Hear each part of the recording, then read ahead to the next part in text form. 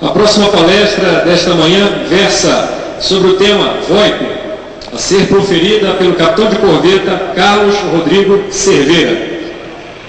O capitão de corveta Carlos Rodrigo Cerveira é formado em eletrônica pela Escola Naval. Possui especialização em internet, interface e multimídia pela Universidade Federal Fluminense. É mestre em engenharia elétrica pela UFRJ. Atualmente exerce a função de encarregado da divisão de conectividade da Diretoria de Comunicações e Tecnologia da Informação da Marinha.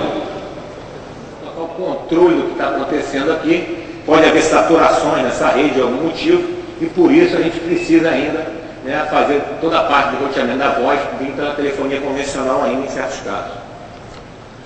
Então, na parte das arquiteturas que eu falei de topologia, olha, a mais comum hoje, que a gente praticamente hoje todo mundo tem em casa, né, é a PC, que nada mais é que a utilização de software como Skype e MSN, né? Então hoje praticamente todo mundo tem aí instalado nas suas máquinas o Skype, permite a gente conversar com outros computadores, né? Então isso aí trata da nossa arquitetura PC-TCP. Uma segunda arquitetura hoje, que nós temos ainda, já a gente emprega na Marinha também, é a utilização de telefones convencionais associados a roteadores, a gateways, né? O que é esse gateway? Esse gateway serve para quê? Para fazer essa interconexão entre, por exemplo, uma rede IP, né, e a telefonia convencional. No caso aqui, nós estamos vendo que esse cenário aqui, nós só temos o quê? A telefonia convencional, o roteador e somente uma rede IP ligando ao outro lado. Que caso exatamente é esse aqui? Esse é o caso, por exemplo, hoje do Retelma, né, do nosso backbone, aí, a ligação entre os distritos, por exemplo, enquadra-se nesse caso aqui, né? Então o que acontece? Toda a parte de digitalização da voz, que vem do telefone analógico para transformar aquilo em dados, é feito nesse elemento aqui, no roteador, nesse gateway de saída aqui. Nesse sistema aqui, que é o híbrido, o que acontece? Nós mantivemos aqui a telefonia convencional. Uma coisa interessante daqui é que esses equipamentos aqui, esses roteadores, ou mesmo PABX e IPs que nós tivemos na nossa rede, eles são capazes de identificar, por exemplo, qual é o nível de carga, de congestionamento que está nessa rede aqui. Então o que acontece? Vamos supor que a gente está com um número elevado de ligações ocorrendo na rede IP. Não tem mais banda suficiente. Então esses elementos aqui são inteligentes para verificar isso e fazer com que uma próxima chamada seja roteada, ela seja encaminhada pela rede convencional. Porque não adianta a gente querer colocar uma carga maior hoje no nosso link IP aqui, que o quê? Nós vamos estar prejudicando a qualidade daquela chamada naquele instante, né? Da mesma maneira, toda a parte de digitalização da voz é feita aqui no roteador, ou até mesmo nesse caso aqui, que já mostra a presença de telefones IPs, onde toda a digitalização é feita no próprio aparelho, né? Esse aparelho está conectado diretamente na rede. Não existe aqui, nesse caso aqui, a necessidade, por exemplo, da presença de centrais telefônicas convencionais. Bem, o VoIP e a telefonia IP, elas se confundem, mas a telefonia IP é mais abrangente um pouco que a VoIP. Ambas, pelo próprio nome diz, nada mais é do que transmitir pacotes de voz sobre uma rede IP, né? Então, no caso do VoIP, existe aí a integração da telefonia analógica com a telefonia digital, que é feita através desses equipamentos, desses roteadores, desses gateways, né, que fazem todo, como eu falei, o processo de digitalizar a voz. Já na telefonia, aqui tem um menuzinho aqui, desculpa, telefonia IP, toda a conexão dos telefones, os telefones possuem interfaces de rede, né? Então eles são espetados diretamente na rede. Eles já possuem dentro dele toda a parte de codificação, os codecs que vão ser utilizados para transformar a voz em dados, né? Tudo isso é feito com ele. E ainda muito mais. Hoje esses telefones permitem a gente ter serviços, por exemplo, de internet, e-mail, vídeo, imagem, todos esses aparelhos, como eu vou mostrar mais na frente um pouquinho. Bem, hoje a Marinha vem na parte de telefonia IP, vem utilizando um produto da Cisco, que é o Call Manager, que vem fazendo esse papel de PABX IP, né? A gente já está implementando essa solução a partir desse ano.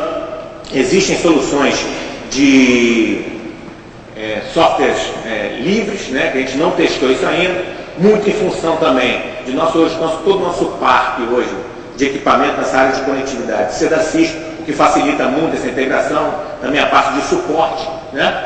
Então esse produto da Cisco ele funciona como um PABX IP, né? Então os telefones IPs conectados na Resim, eles se registram nesses equipamentos e a partir daquele momento eles passam a ser conhecidos para toda a Recife. Tá? As funcionalidades principais que esse sistema nos traz hoje, que tem sendo utilizado de grande escala pela Marinha, é a parte de vídeo nas chamadas, né? Hoje, cerca de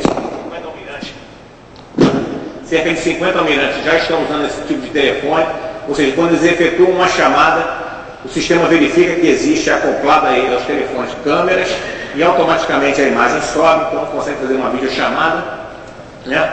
A parte também de conferência, permite conferência também entre vários telefones. Aplicações XML, dá dois exemplos aqui. Por exemplo, no meu telefone, eu tenho um telefone desse na minha mesa, que eu coloquei o catálogo da Marinha, o catálogo da DADM, que é uma aplicação web, eu converti ela para uma aplicação XML, ou seja, do meu telefone eu digito lá, por exemplo, EGN, e ele traz para mim todos os telefones da EGN, eu clico no telefone que eu desejo fazer a ligação e ele efetua a ligação automaticamente para mim. É uma aplicação que traz uma facilidade. Uma outra aplicação que eu vi já nesse telefone funcionando, foi um hospital em São Paulo, que é o único elemento que tem dentro do quarto é um telefone desse. Então o telefone, ele vai desde ligar a televisão, desligar, aumentar o volume, fecha a persiana, levanta a cama, encosta a cama, tudo isso feito através de comandos no telefone, que tem toda essa automatização. A questão do Station Mobility. O Station Mobility permite, como diz a tradução aí, uma extensão móvel, permite o que, por exemplo? Hoje eu estou aqui, vou trabalhar uma semana em Brasília, em qualquer ramal IP lá em Brasília, eu consigo puxar minha linha para aquele ramal. Né? Então, se eu vou ficar trabalhando lá 2 dias, eu consigo, todas as chamadas que ficarem direcionadas para o meu telefone vão passar a ser diretamente encaminhadas para Brasília. Né? E também a gente vem utilizando também a parte de criptografia, que eu vou falar mais na frente um pouquinho. Bem, aqui são alguns exemplos de telefones IP que a gente tem hoje no nosso parque, né? Tem esses modelos aqui, que é um modelo mais avançado um pouco, tem a tela touchscreen, tem algumas facilidades coloridas, mas ambos, todos os 3 telefones, têm as mesmas funcionalidades nos aspectos principais que a Marinha utiliza hoje, né? Esse modelo aqui é um modelo que é sem fio, funciona com 802.11, né? O protocolo da rede sem fio, também criando essa facilidade para o usuário. Esses outros telefones aqui também está começando a adquirir isso, que é esse modelo aqui já traz uma câmera embutida nele, porque como eu falei antes na videochamada, a gente usa um softwarezinho que eu vou mostrar na frente aqui, que está nesse desenho aqui, que é o telefone acoplado a um PC e uma webcam, né? Então, automaticamente quando a chamada chega, esse softwarezinho identifica a presença do telefone, identifica a presença da câmera e ele sobe e fecha a chamada, né? E também temos essa opção aqui, que é do softwarefone, que emula exatamente um aparelho como físico, né? Tem essa possibilidade também. Então essa imagem aqui mostra o que aparece na tela do usuário, né? A imagem dele local e a imagem remota aí quando realiza uma videochamada dessa. Bem, a questão da parte de criptografia, que a gente vem também utilizando bastante, né? Na realidade, esses telefones IPs, eles possuem certificado. A criptografia aqui é muito parecida hoje com o que usa-se com bancos, né? Na SSE, que a gente usa para fazer transações bancárias, né? Na realidade, nós temos esses telefones IPs aqui, que eles possuem certificados neles, instalados, e durante o processo de registro dele ao sistema, o equipamento verifica, né, que ele é um telefone que está configurado com perfil para usar criptografia.